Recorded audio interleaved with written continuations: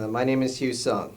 I'm with the Oral History program here at the Battleship New Jersey, which is docked here in Camden, New Jersey. And today is Saturday of June 15th of 2019. We are on board the Battleship New Jersey, and we have the honor of having John Garcia from Virginia Beach, Virginia, who served in the United States Navy from 1983 to 2007, retiring as a Chief Petty Officer. And his time included service on board the Battleship New Jersey during its final commissioning. So without further ado, welcome home, Chief Garcia. Thank you. Is this your first time back? It's my second time. First time experience was very emotional, just because I missed this ship a whole lot. Okay. Yeah. When was your first time back? Oh, I want to say it was 2010 is when I first time come back. Okay. So. And how's it feel to be back? Oh, it feels fabulous. You know, it feels home again. Since this was my first ship I ever been on, since I stepped on board, I was only 18 years old. So, yeah, it's great to be back. Okay.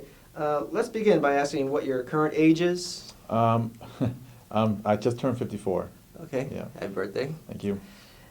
And let's begin by talking about how you got involved in the Navy. So, any inspirations you remember? Yeah. Well, I came from a town, Fond du Lac, Wisconsin, and all my friends were joining the military, and I decided to join the Navy. And my mom didn't want to join, but eventually I finally convinced her to let me join the military. I didn't know exactly what I wanted to do after graduating from high school, and my buddies said, "Hey, why don't you just join the military, just like we all are?" So, joined the military, and about a couple weeks after graduating from high school, I went to boot camp in Orlando, Florida. So, yeah, in '83. Okay. And how old were you when you got to boot camp? I was 18 years old. Okay. Yeah. What are your memories from Orlando, Florida? Oh, well, Master Chief Grant, he's here on board today. He was one of the company commanders. I'll never forget. It was when I first stepped on board that vessel, off the bus. It was very, very hot in July in Orlando, Florida. Very muggy, something we don't have in Wisconsin. But a lot of great times. Just doing a lot of exercises, learning the Navy tradition, learning the new languages that we have to know being on a ship, the times, new clock methods, just a lot of stuff, knot tying, seamanship, again, more marching, and then knowing Master Chief Grant, who's here on board, touring with us. I remember him giving me a lot of push-ups and sit-ups and leaving sweat puddles on the deck by him, and there was a lot of. He explained to me last night the meaning of why we do that. So yeah, and I respect that. If it wasn't for him, who knows where I would have been, but the military has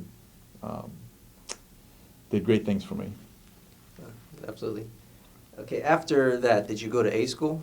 No, I went to ATD. It's just a seamanship. I wasn't rated anything job title, so I did that for a couple weeks, and then while we're at ATD, yeah, they asked for volunteer for the USS New Jersey, and I was one of them. And there were several of us that volunteered to go to New Jersey, and they weren't sure if they were going to go home on leave after boot camp because. The Battleship New Jersey was at Beirut, Lebanon, and they were going to ship us off right away. But we were on a holding pattern, and finally they decided let us go home for a little bit, and then we flew to Saginaw, Sicily, and we waited there for about a week, and then shipped us on board the USS New Jersey on a 46. First we went to the USS Guam on a 53, and then from USS Guam, we spent the night there, and then we went on the USS New Jersey. And water view, I had a window side view on the 46, and I was able to see the battleship, and I couldn't believe how big it was. At first I didn't know what was a battleship. what's a battleship? So when I got there and we were flying over, and I'm like, wow, I couldn't believe it. Got off and didn't know what was going to happen as soon as I stepped on board, but it was a really nice feeling, And then I looked over the horizon. I couldn't believe how close we were off the shore of Beirut, Lebanon. It wasn't that far, yeah. Okay. So you arrived on the ship through helicopter Yeah. in the Mediterranean. Yeah, Okay. And that was your first time seeing a battleship? that was the first time seeing a battleship. I didn't even Okay. know what a battleship looked like. All right. Yeah. Okay. And was that like your first official ship you were assigned? Yes. Okay. Yes. All right. So stepping on board the battleship, was this before or after the barracks bombing in Beirut? It was right after. Yeah. Okay. Yeah. Right. So, How did you receive the news of that incident? when I stepped on board. That's when they told you? Mm-hmm. Yeah. Okay. Do you remember the reaction or the mood of the crew? There was some anger of it because they lost a chief that was stationed here. I want to say he was ETC, or EMS, or either one. But he was a chief, and he happened to be in the barracks when it blew up. And I was talking to some of the guys who went over to volunteer to pick up some, assist in picking the bodies up, and they were telling me how bad it was out there, and the guys who was on board was telling me that they wanted a little revenge, basically, So Oh, yes, can imagine. yeah. All right, so stepping on board, what were your first duty assignments? Well, ship paint, swab decks, holy stone the decks. That's how it was, and get a lot of qualifications done. First time standing on watch, it was like, as a lookout, it was like, was another thing we had to do. But my first lookout watch was at 4 to 8 in the morning, and up in the old level, and the thing about that I'll never forget is watching the sun go up out at sea, and that's something that you don't get to see, at land. But watching sunsets and sunrises was a great experience, which I do miss a whole lot. That I don't get to see that anymore. Yeah. Oh, yes, especially on the ship. Yeah. All right. So you had no rate at this time. No rate. Right. All right. And at some point they assigned you to one of the turrets. Is that correct? Yes, I was in turret 3, and I started out down in the magazine, and I only weighed 110 pounds, and one of those gunpowder bags weighed 110 pounds. So I was humping my own weight, and since I was the smallest one, they always put me inside of the barrel to get the very last one, and they grabbed me by the ankle, and I just reach over and they pull me out, and that's how I was able to pull the top bags out. They said, "Let's Garcia, get him up there," So, but I started down the magazine, and then from the magazine I went to the powder flats, and during the time where we were in Beirut, we used to do a lot of watches in the turrets. Turret 2 was one of the main turret. We stood a lot of watches, and we slept in there. We slept on the metal decks throughout the whole time.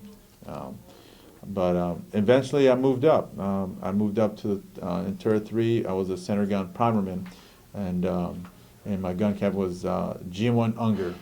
Yeah, I never forget that guy. Yeah. So. All right. So all those around you were gunner's mates, right? Gunner's mates, boats mates, and seamen's. Yes. Okay. All right. Now, there's a crew of is it 77, I believe, for each turret? Around that number? I'm not sure. I never really did count how many people, but okay. But like when I was a deck seaman, I was doing what I was told to do. Okay. Yeah. Do you know who you answered to? In the gun captain, GM1 Unger. Okay. He was the guy. Yeah. All right. And what was his rank? He was E6. E6. Mm-hmm. All right. Yeah. All right. Because I wasn't sure if the whole turret was under a commissioned officer. There is a commissioned officer inside, but I never got a chance to see him because we go in, and then I just take the ladder down to the primer with the platform. You can actually see the cannon come back.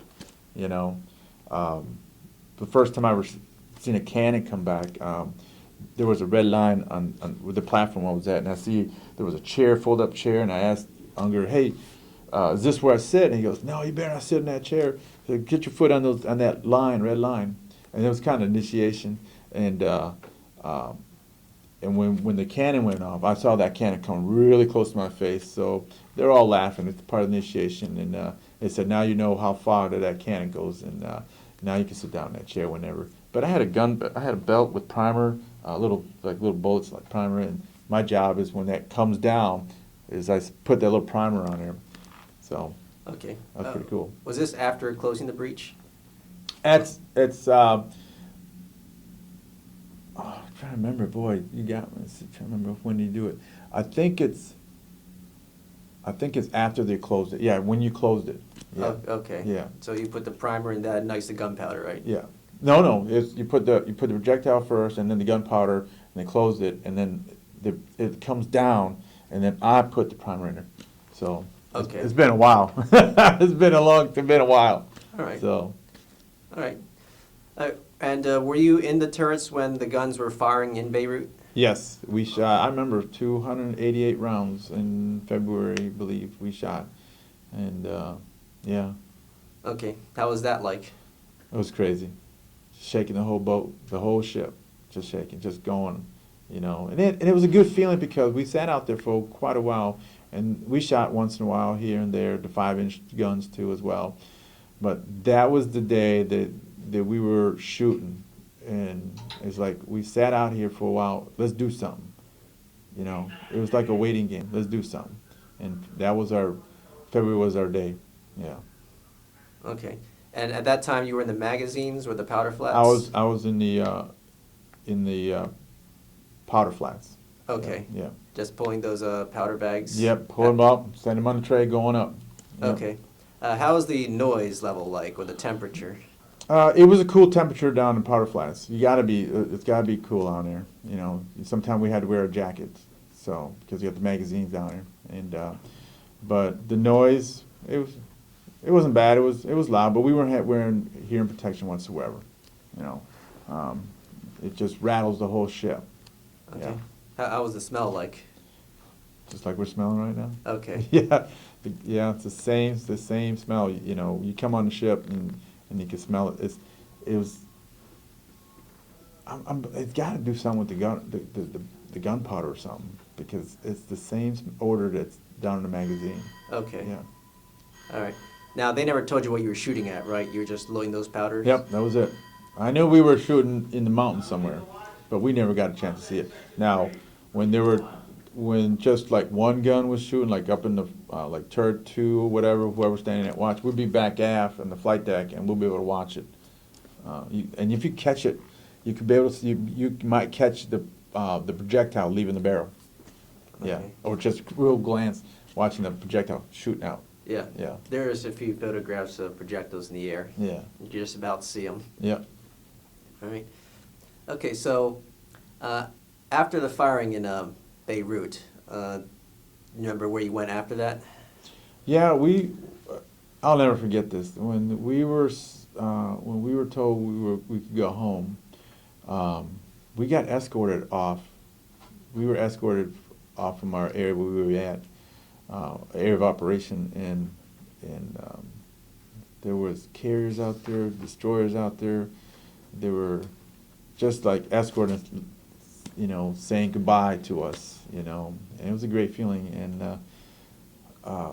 it was like a sunset, like a cowboy riding his horse, leaving the sunset, and that's how it was with us.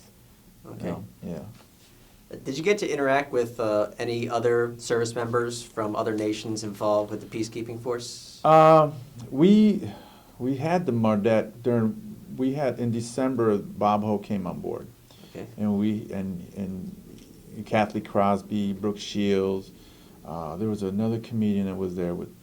I can't remember, and then Miss USA was there too as well, and 3rd Division, this is where the stage was at. And 3rd Division always get the front row area, so we had a good view. But we also had the Marines that flew in from Beirut, and they got the spot too. And I'm sitting there watching them, and they they had in the side pockets, they had rolled up napkins of chicken and stuff.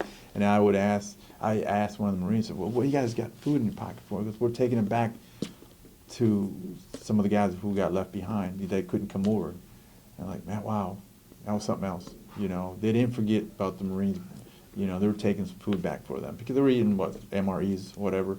You know, but those, but foreign country, no, just the Marines that came from Beirut. You know, I felt sorry for them, what they were going through, and what they have to deal with on shore. And we got a bed, meals, and they didn't. Okay. So I would have done anything for those guys. All right, so they went on board for R&R, or Rest and Relief, right? Just for a little bit, just for the show, you know. Oh, okay. Yeah.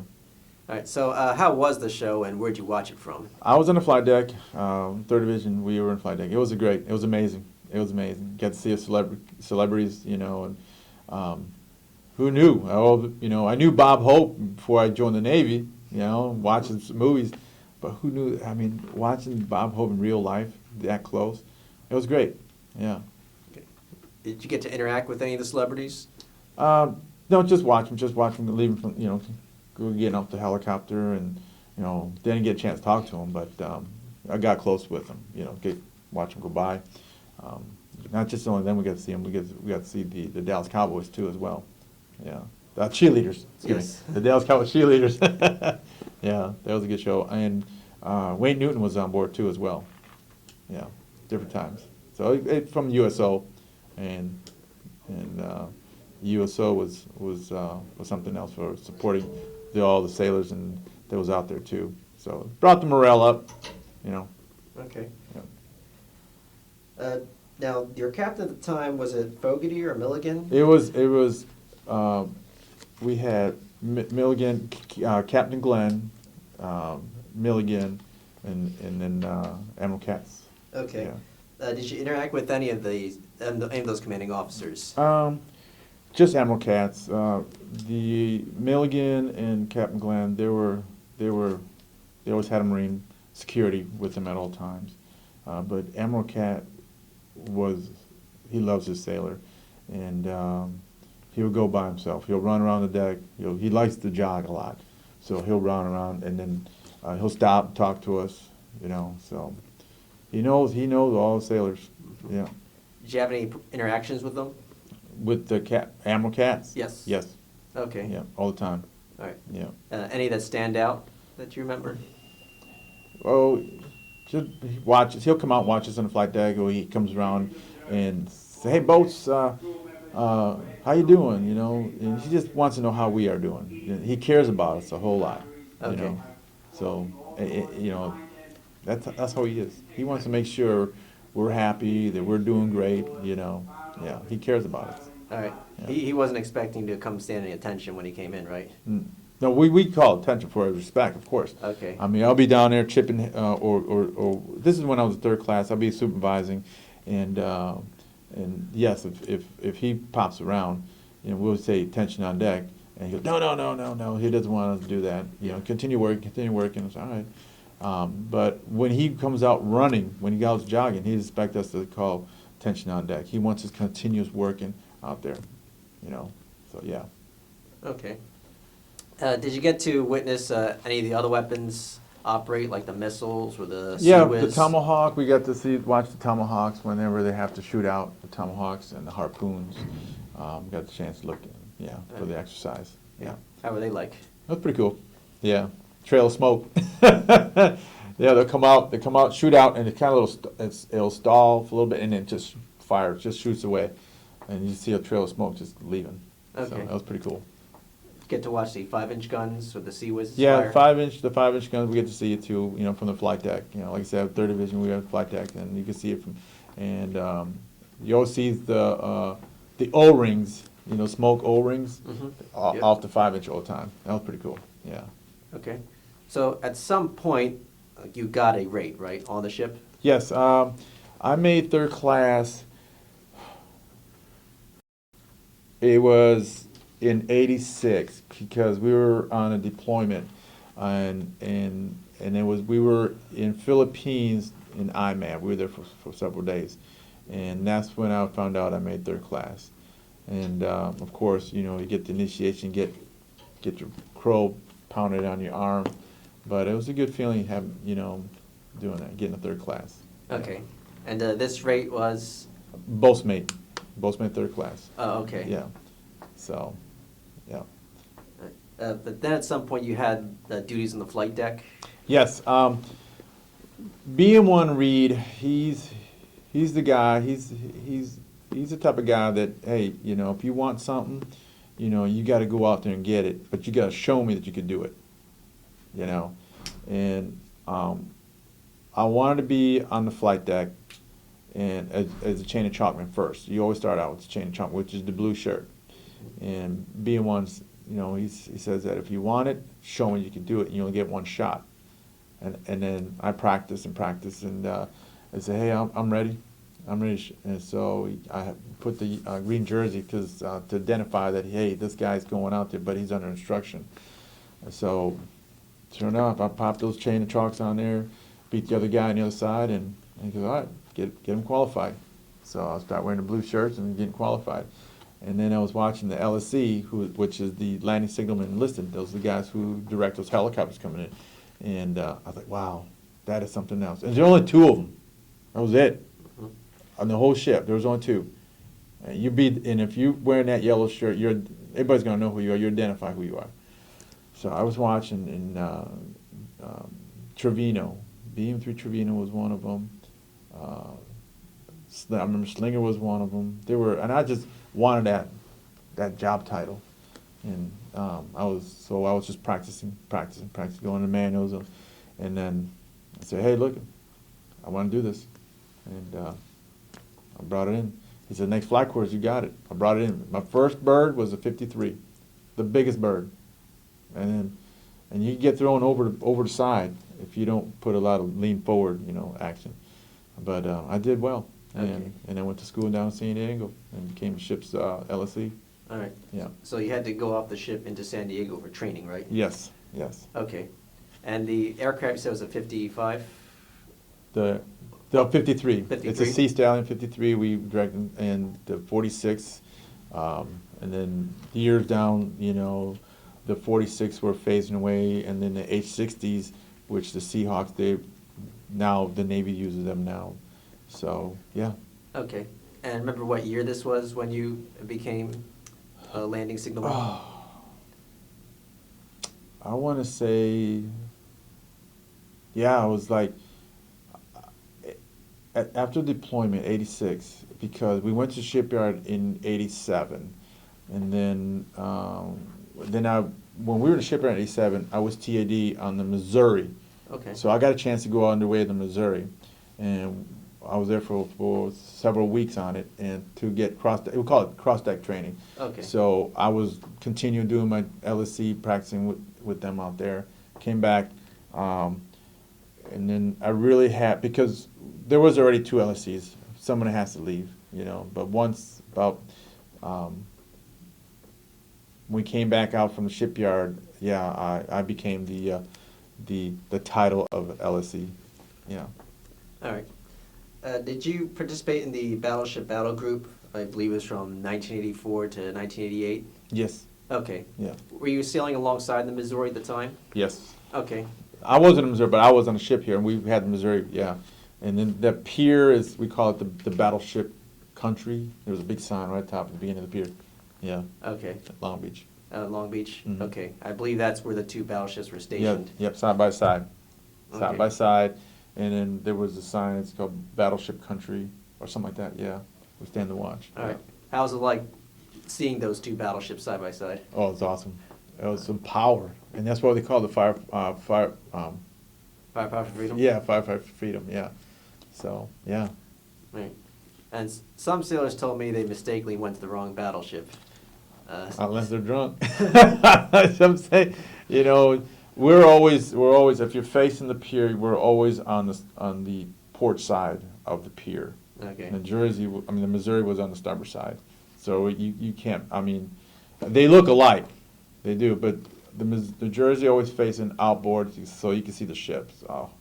Stern, it has the name on it. So, yeah. Okay. Right. Did you participate in any like exercises, opening fire with the Missouri? Yeah, we did. I believe we did some exercise with them. Yes, we were Okay. shooting. Yeah. Yeah. At this point, were you landing signalman or still in the turret? No, I was landing swimmer. I was on the flight deck. Oh, okay. Yeah, yeah, yeah, Yeah, because there's some footage of the New Jersey and the Missouri firing as fast as they could. yeah. Do you remember that moment? Not really. It's very, very. I mean, it's been a long time. So yeah. Okay. It might have shaken the whole ship. Oh yeah, Wow. definitely. Yeah, yeah. As a matter of fact, we shot our guns broadside, and people say that it split our superstructure because we shot port side and starboard side, and all the 16-inch guns and all the 5 inches all to the side at one time, and that was Admiral Katz. Oh, Admiral Katz commanded that? Yeah. Okay. Yeah. So I don't know if you've ever seen that picture. Matter of fact, there is right there. That is Yes. we shot them all one side. Oh, yes. Yeah. Yeah. You know where you were at the time? Yeah, I was in the yellow gear room. That's because I was on flight deck, so we were inside the yellow gear room. Oh, the gear room, right? The gear, yeah. Okay. It's right aft of the quarterdeck. The two big armored doors. You know, the two doors. You ever seen them? Oh, the aft quarterdeck? Yeah, aft quarterdeck. That was Okay. inside that room was the yellow gear room. That's where our for our flight deck gear, life jackets. Yeah. So you're basically taking cover. Yeah, that's where we're at. Just kicking back in there. Yeah. And we were just ready, man, just in case they needed a helicopter. So we're all suited up. All right. Yeah. But you're just taking those concussions, right? Yeah. Yeah, paint chips flying, dust, whatever. Okay. Now, were you on board during the South Korea Olympic Games? Yes, Okay. yes. That was the, what year was that? It was 80 88. Yeah, 88. 88. Yeah, we were there. We did, it was Incheon, and then we went to go visit Seoul during the Olympic. That was something else. Yeah, yeah. Great experience. Right. Yeah. You never stepped foot on South Korea, did you? Yeah. Oh, you did? Yeah, we Okay. we had a port visit there. Oh, okay. Yeah, and then we also did a port visit in Busan, Korea. Okay. Yeah, so lot of sightseeing, souvenir shopping too. Yeah, so How was it like interacting with the Koreans? good. They were very friendly. I like to try other food, so yeah, so that was something else too. Yeah, drinking the beer too, try up their beer. Yeah, so. Did you interact with South Korean service members? No, just say hi to them, that's all, basically, we didn't, talk or anything like that, Okay. yeah. How about the Australia Bicentennial? Were you there for Sydney, that? Australia, yep, yeah. Okay. I always say that we were down there for almost 2 months, basically, because we went around, we started at Fremantle, we anchored out there, and then that's what Perth, and that was the first port visit, and we kind of came around by Melbourne. I think we had to get something there. And then we went to Hobart, Tasmania. That was a good port visit too as well. And then we went to Brisbane. That was another good port visit. They had in Brisbane they had the World's Fair there when we were visiting, so that was pretty good. And then we ended up at Sydney, Australia for the Bicentennial, fireworks, and it was fun. Okay. Yeah. How was interacting with the Australians like? Let's just say you don't want to drink with them.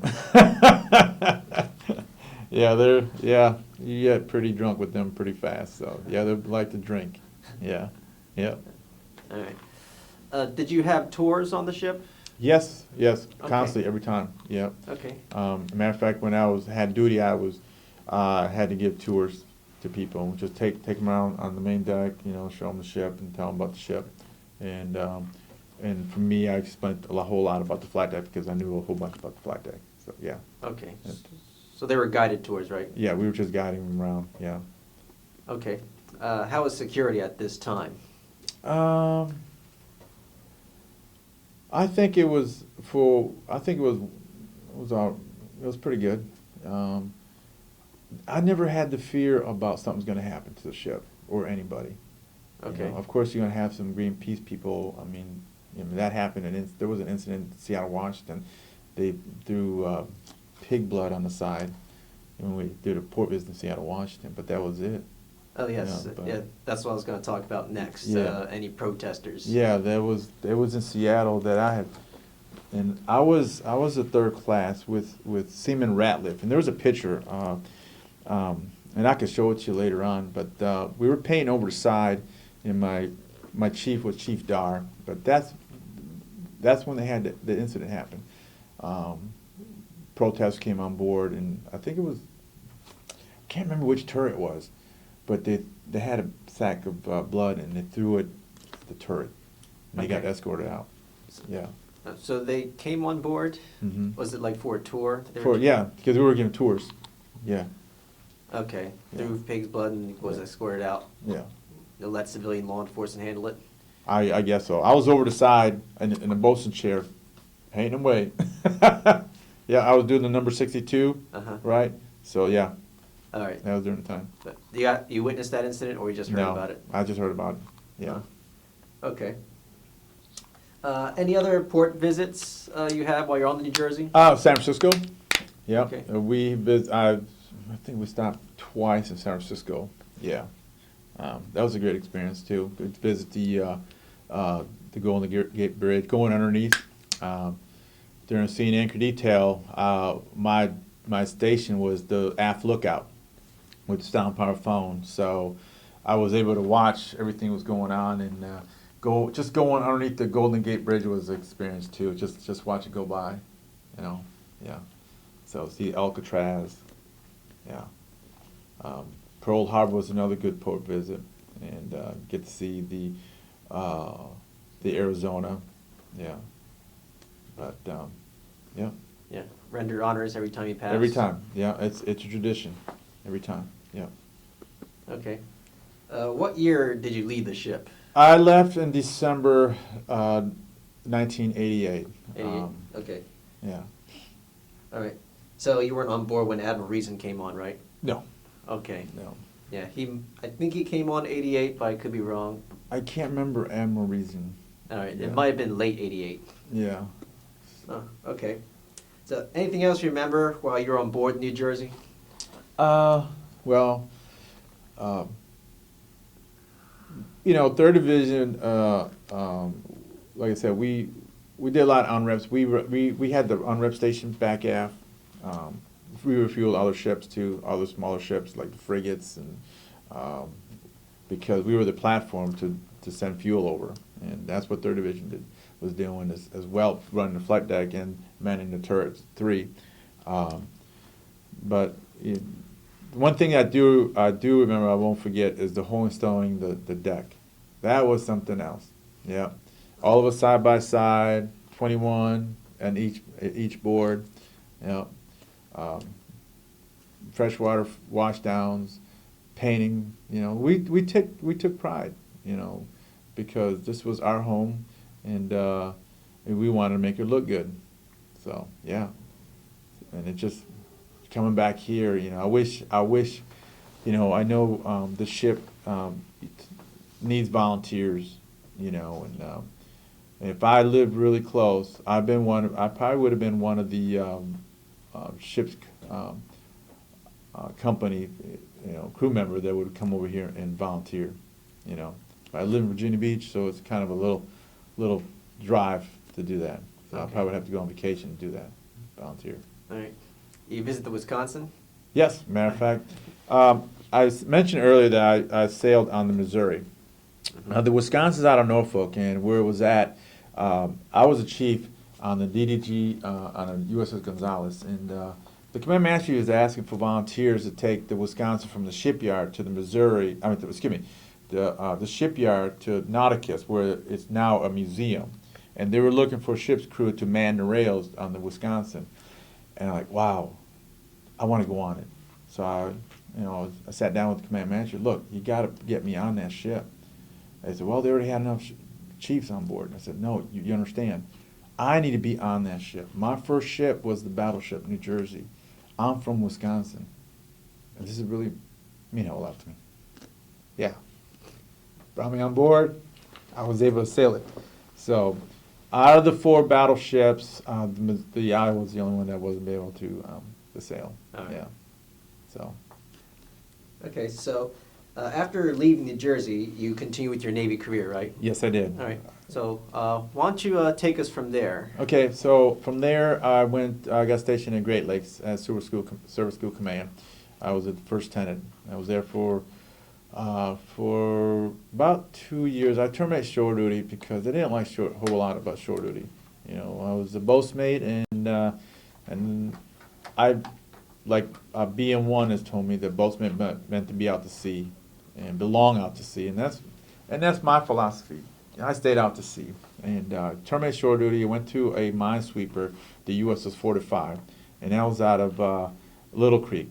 Now, when I went to see the detailer, I said, "Well, what's a minesweeper?" "Oh, it's great for a boatmate, a lot of rigging." I was like, "Okay." So I'm walking on the pier with my sea bag. I'm looking for this minesweeper.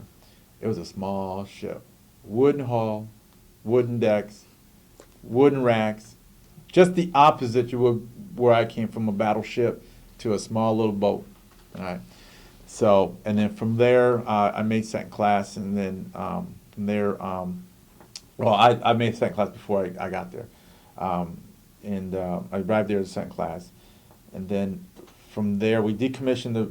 We were doing workups to go to the Desert Storm because on a minesweeper it's crew swapping, we call it. Okay, so the week before we were ready to fly over to Desert Storm, they decided, hey, we're going to decommission the 45, so your crew is going to be the decommissioning crew for that ship.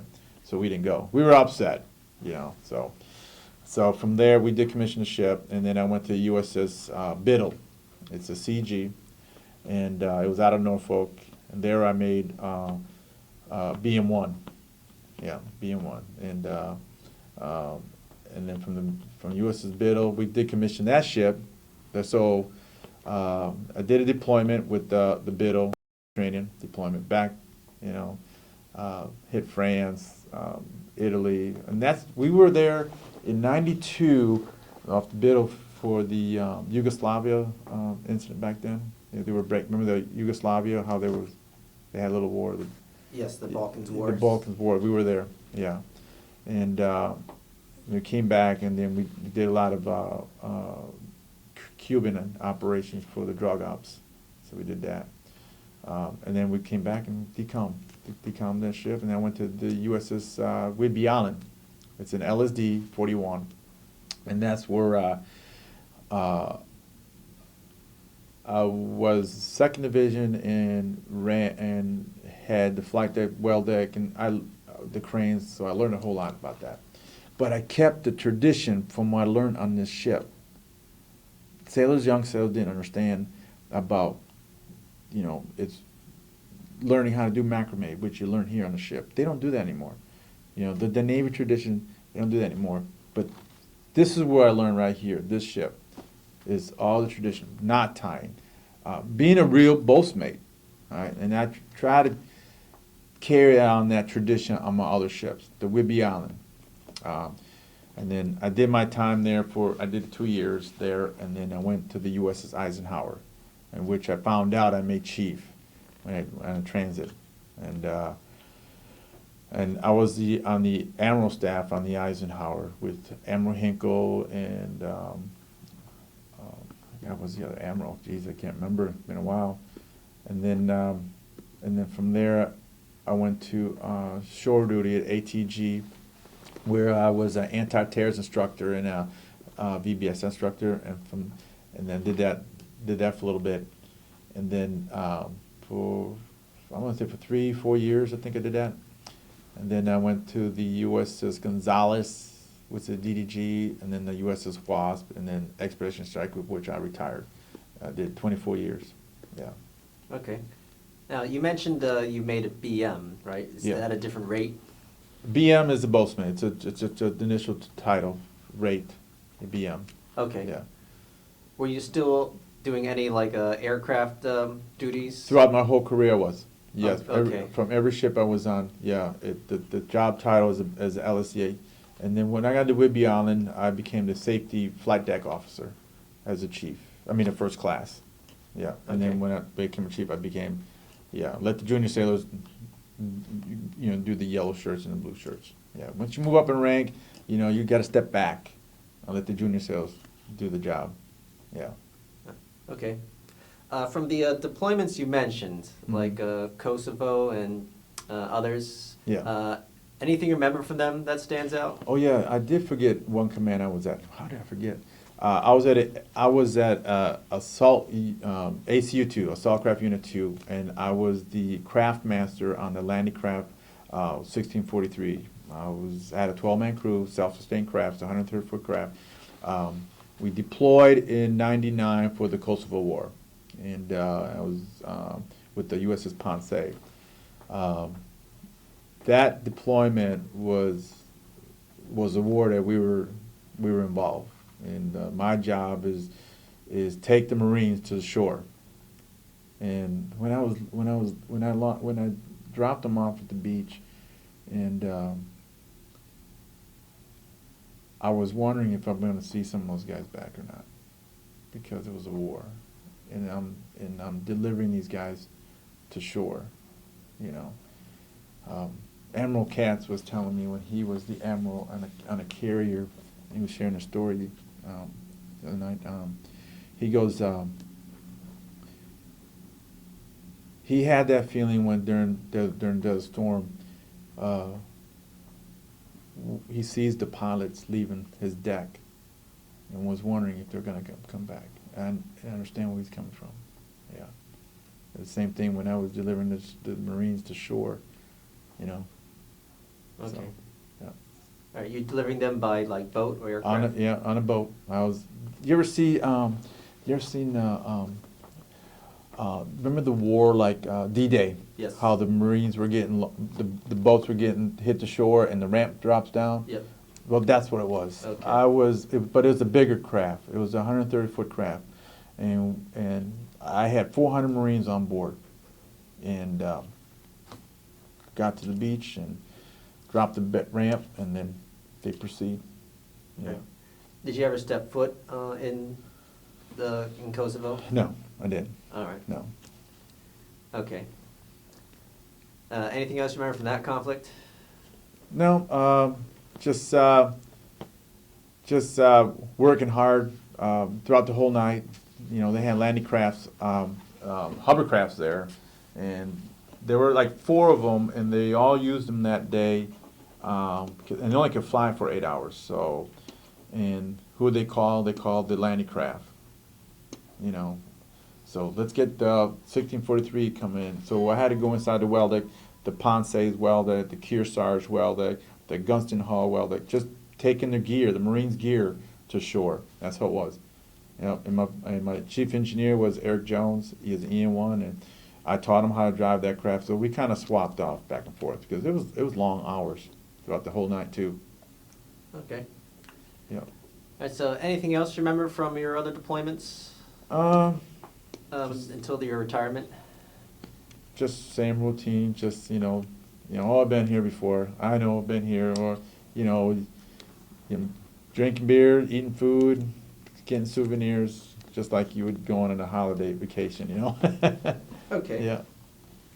All right, so we're going to switch topics to a few general questions that most historians would like to ask. Mhm.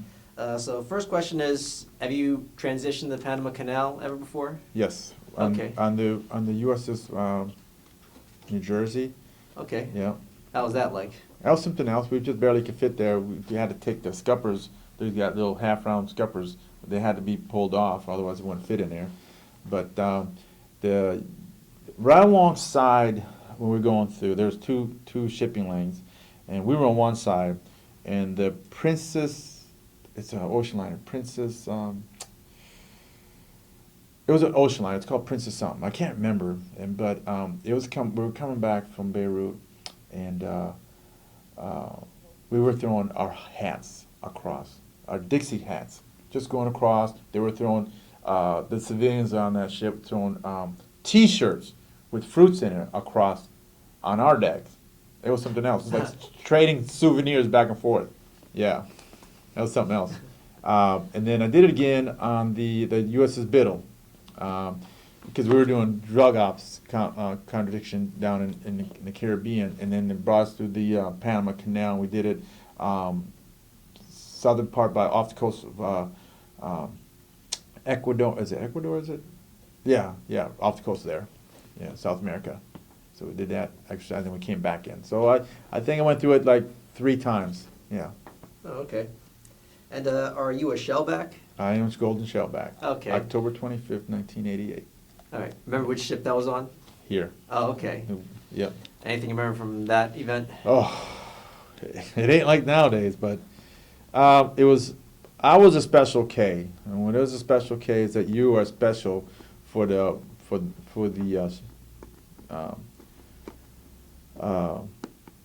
shellback guys. I was a polywog, and Lieutenant Lassard was my devil, and we took over CCTV. It was the TV that run by the Icingmans, and we took over, and we kind of did a little joke on the TV they had us marked as a special K. And my T-shirt had a painted in the back with the big O, spray painted with a big K. You know, our pants were inside out, our underwear outside. You know, and waking us up early in the morning. But the day before, the polywogs took over, and you know we did our numbers on the shellback guys. You know, tying them up, putting dye markers and stuff like that. You know, hosing them down, because we know the next day it was them that they're gonna retaliate on us, and that happened. The shillelaghs with fire hoses, it was a beat down.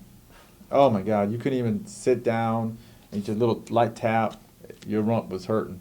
You know, your boots, they were leather boots, and by the time you finish, and I crawled 7 times around this deck from the bow to the stern, bowl nose. I'm just walk. Not crawl, excuse me, crawl. And when I got done, those leather boots, it was exposed with metal, and it was shiny. Yeah, all that leather was gone. Yeah, my knees was hurting. You know, crawling a non-skid. Yeah, and when we got down the starboard side gun tub, it was covered with a tarp, and it was just filled with water with dye marker, and that's where you get baptized. B1 Rhodes was the guy who baptized me. You know, yeah, I'm a shellback. You know, yeah, and then we went on the port side, strapped down, and got all our stuff, threw our stuff over the side, our uniform. Yeah. There you had to go around 7 times? Yeah, I had to go around 7 times. Stick my head out off a chalk, yelling out, "Where's Flipper? Flipper!" Yelling for Flipper. And Gunny. Oh my gosh, Gunny. I don't forget that guy. Oh, that guy's something else, man. He would yell at my face and just beat my rump. Yeah, Okay. yeah. Did you get to witness this on the other ships you were in, like the Eisenhower? No, not the Eisenhower. We did it on the USS Biddle. We did Okay. that, yeah, and it started to become really soft, and then Right. now it's just different because the Navy has changed a whole lot. Right. Tradition too has. I mean, I retired 2007, and from the time I came in, the time I retired, it has changed a lot. Oh, yes. Yeah, a whole lot. Yes. Because they still do it, from what I was told, but they had to tone it down. They want a big town, Especially big town. now that Yeah. women are serving. Yeah, I'll tell you what. There are some good women, boatmates, and there was times that I really relied the women in the Navy, boatmate that used to work for me. Yeah, there were some good ones too. Yeah, hardcore boatmates. Okay. Yeah. When did you start seeing women working with you, and how was the transition like? On the Eisenhower. Okay. Yeah, because the USS New Jersey, the Fortify, the Biddle, the Whidbey Island, we didn't have women until I got transferred to the USS Eisenhower. I mean, we had women at Great Lakes, of course, but we didn't work with them, you know. But working alongside was on the Eisenhower, yeah.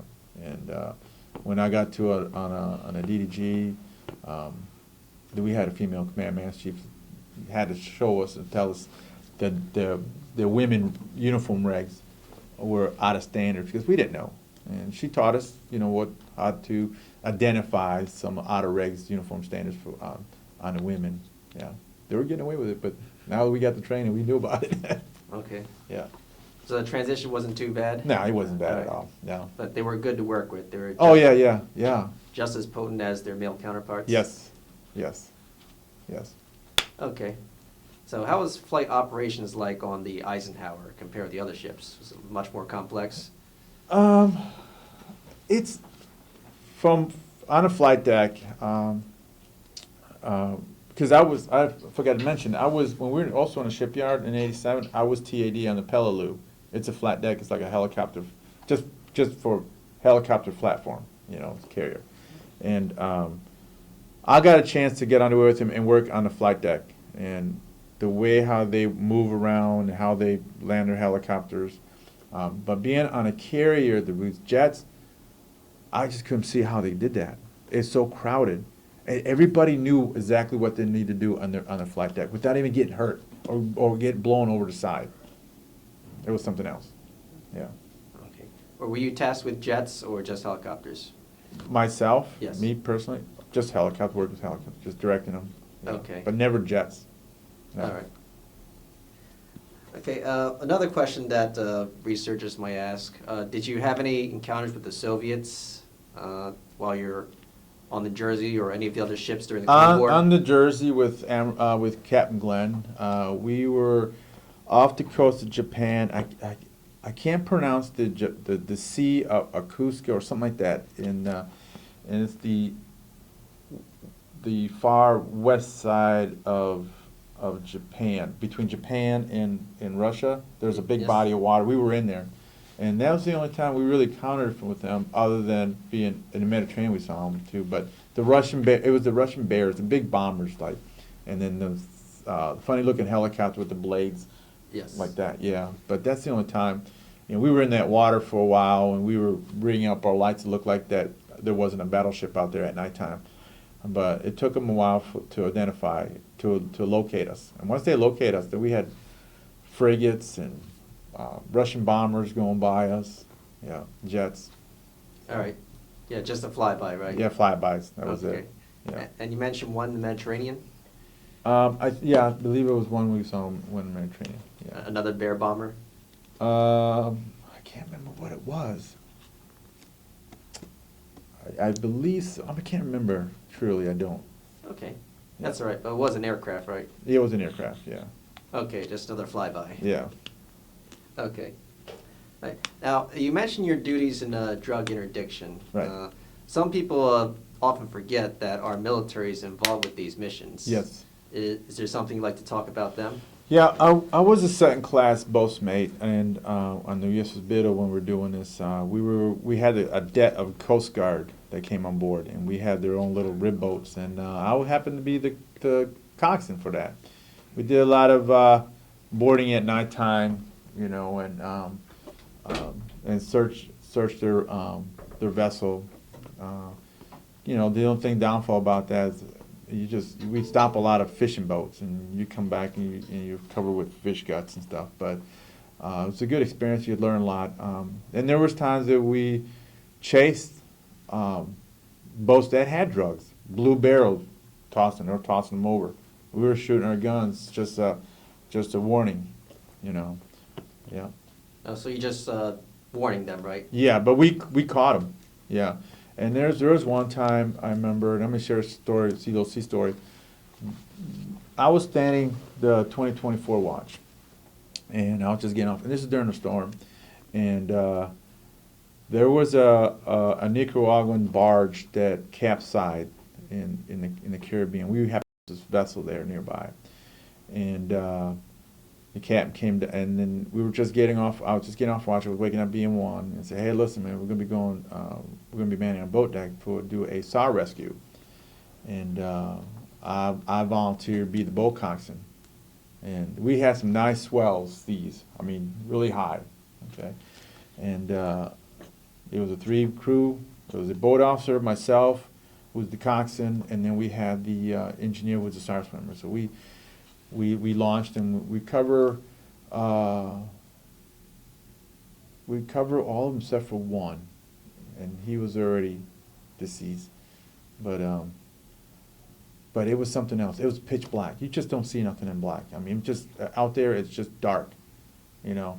And you drive driving the boat, and then the bow just go up, and then you'll see the ship when you're at the peak of the crest of the wave, and you just go down, and it's nothing. You just got to feel it. The way how I was driving the boat, you just got to feel it. And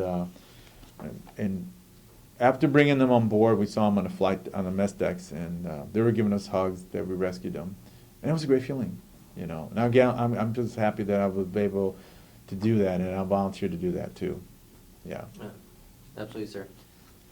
So when it came to drug interdictions, for the law enforcement, did you rely on the gunner's mate or the master at arms, or were you like armed too? I was armed, but we had the Coast Guard on board the vessel with us. They were doing the boarding. I was assisting. I was driving the boat. Okay. Yeah. Sidearm? Sidearms, yes. All right. 9mm. Okay. Because the military made the transition by then. Right. And this was like 80s, 90s? It was 92. Okay. Yeah. And it was like all in the Caribbean, right? Yeah, in the Caribbean, yeah. All right. Because I think the Medellin cartel, I'm not sure like when they like started to die down, but I think they were providing a lot of the drug markets at the time. Right. Okay. Another that I had to back down the Caribbean on the Whidbey Island. In 1994, Fidel Castro had remember that? In 94, they let all the Cubans go and they opened doors.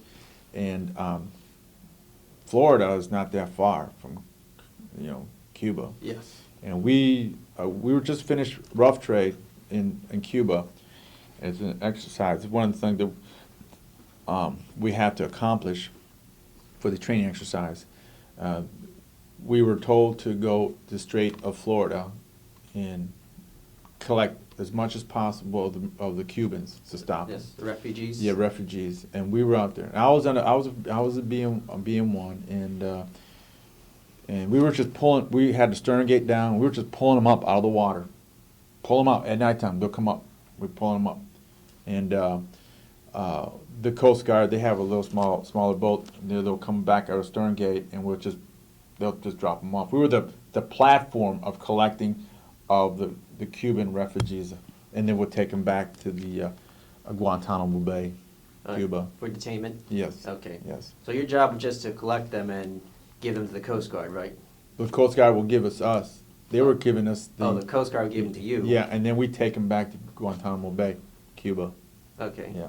And then you let, like, the legal officers handle it? Yeah, they handled it there, and then we went back out again and got the well deck was covered with full of Cubans. The flat deck was covered with Cubans, and they were happy to see us, but they didn't like it that we were taking them back until they saw us, and they're like, "Oh man!" And then they had a big riot during that time too, so we had to keep the Cubans on board because the Cubans in Guantanamo Bay, they rioted the base. Yeah, they had a handle. They finally got a handle, and we on the ship on the Whidbey Island, we had a handle too because we had the Marines on board too as well. Vice security. Yeah, vice security. Yep. Okay. Yeah. How's it like interacting with the Cubans? They were friendly. Yeah, I could speak Spanish a little bit here and there, and I'll be able to hear the sad stories about how sit down and talk to the kids how they witnessed seeing relatives getting by sharks and stuff like that. So you felt really sad for them, At the same time, you can't really bring foreign, people, in our country without the proper way, become American citizen or live in the United States. Right. Yeah. Did they ever tell you why they tried to escape? It's just the way they just don't. The living down there is different, in Cuba with Fidel when he was alive, and some will say, well, we got relatives in Miami or Florida, and they want to be with their family. Yeah. Okay. So, yeah. All right, so we're just about heading to like the close of the interview. Yes. So is there anything else that I didn't ask about that you would like to talk about with your like over 20 years of Navy service? I just say I believe that I did the right thing joining the military, and I've always, just other veterans that we talk, we just, Israel has a program which everybody joins the military. You sign the military. The female they do 2 years. The male they do 4 years, and I truly believe in that. Man, I know it's the United States. Not everybody's going to agree with that, but being in the military and having that experience, you learn a whole lot. You appreciate who you are and what you do when you get out. Just the thing that and I was with other vets that I've spoken with, and even the older guys when I go to VFW, how Americans now accept veterans vice what happened back during the Vietnam War. Now when we had dealing with fighting against terrorism, the Marines or the soldiers or the sailors that come back from war, they appreciate what we do now, And even now, I'm a veteran. I still go up to some of these sailors and soldiers and shake their hands, Hey, thank you for your service, even though you did it yourself. But you know what? That's what they want to hear, and that's what they need to be heard. You got to appreciate. We got people like that really want to join the military, and to have our rights. We don't want anybody, be like Fidel Castro coming in or something like that. Yeah. Yes, absolutely. All right. So another closing question is there any impact the Navy had in your life after you left? Well, I still work for the Navy. Oh, okay. I am a government contractor. I do train the sailors right now. I'm a bull coxswain instructor, and I'm also the Navy swim instructor. So I do train the sailors. Still work with for the Navy, but I just wear civilian clothes. Yeah. Okay. But the training that I received from the military brought me where I am right now with the great job. Yeah. So. Okay. All right. So one final question is for anything you'd like to say to any future watchers. So as you're aware, this will be archived here and then sent to 2 institutions. Probably another one will accept it. So maybe like 20, 30, who knows how long from now, somebody will be watching this in the future. Is there anything you'd like to say as a way to leave a message to any future watchers? No, just so if you see any active duty or veterans, just appreciate them, what they've done for this country. We did sacrifice a whole lot. I know I did with my kids. I didn't get to see my kids growing up. It took a whole lot. Did it affect us? Yeah, it did. You wish that you could be able to spend time more with your family. But we had a job to do, and that was to defend our country, to defend the people that live in the United States, But just thank the sailors and soldiers when they see them out there and shake their hands. Say, hey, thank you very much for what you're doing for us. Someone has to do it. All right? Yeah.